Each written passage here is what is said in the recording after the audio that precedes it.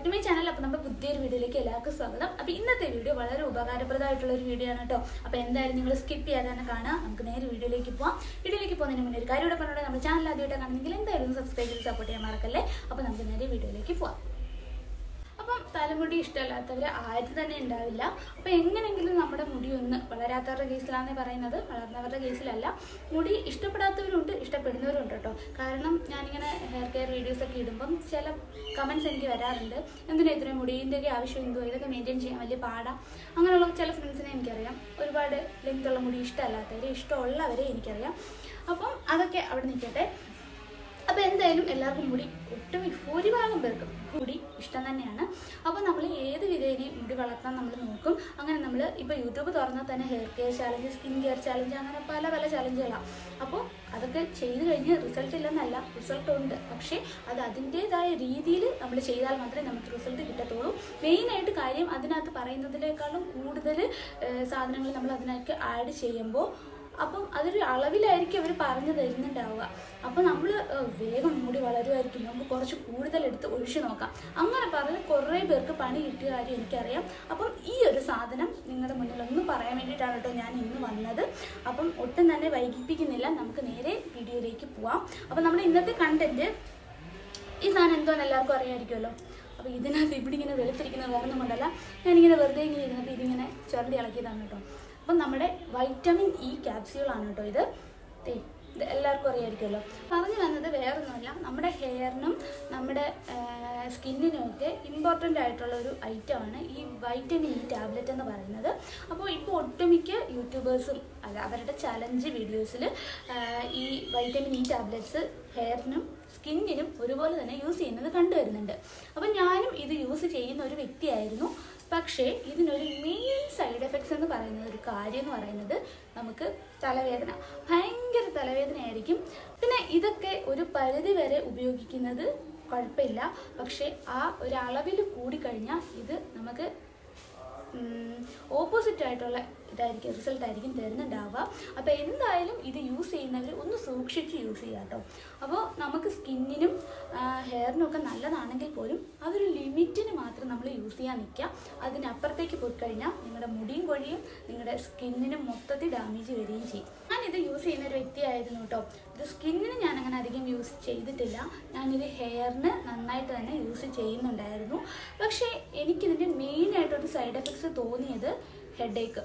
ഭയങ്കര തലവേദനയാണ് കേട്ടോ. നമുക്ക് എല്ലാവർക്കും ഉണ്ടോയെന്ന് അറിയത്തില്ല, എനിക്കിത് തേക്കുമ്പോഴൊക്കെ നല്ല തലവേദനയായിരുന്നു. അത് കഴിഞ്ഞിട്ടൊരു ഹെയർ ഫോളും വരും കേട്ടോ.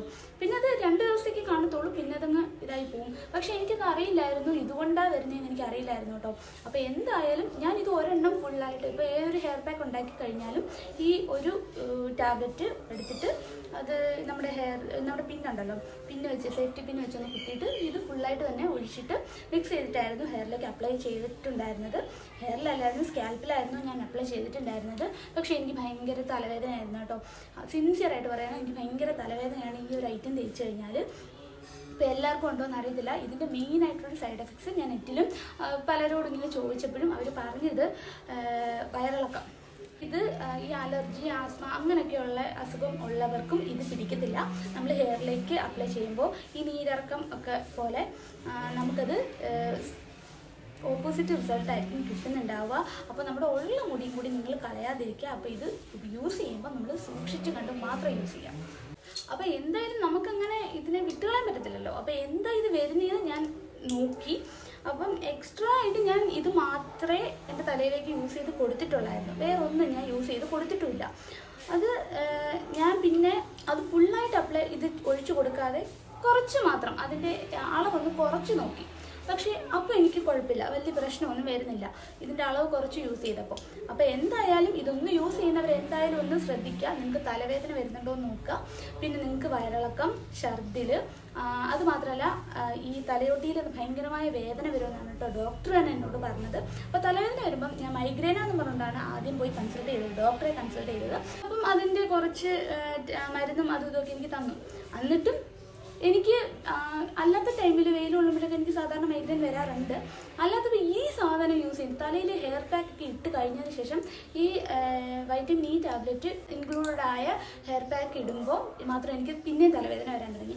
അപ്പോഴാണ് അപ്പോൾ ഇതാണ് തലവേദന വരുത്തുന്ന സംഭവം എന്ന് എനിക്ക് പിടികിട്ടി.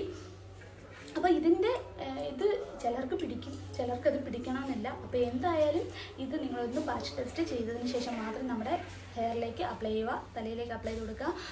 ഇത്രയും നാൾ നല്ലതാണെന്ന് പറഞ്ഞുകൊണ്ട് നമ്മൾ യൂസ് ചെയ്ത സാധനം പെട്ടെന്ന് നമുക്കൊരു പണി തന്നപ്പം അതിന് ഒരു ചെറിയൊരു വിഷമമൊക്കെ ഉണ്ടായിരുന്നു കേട്ടോ.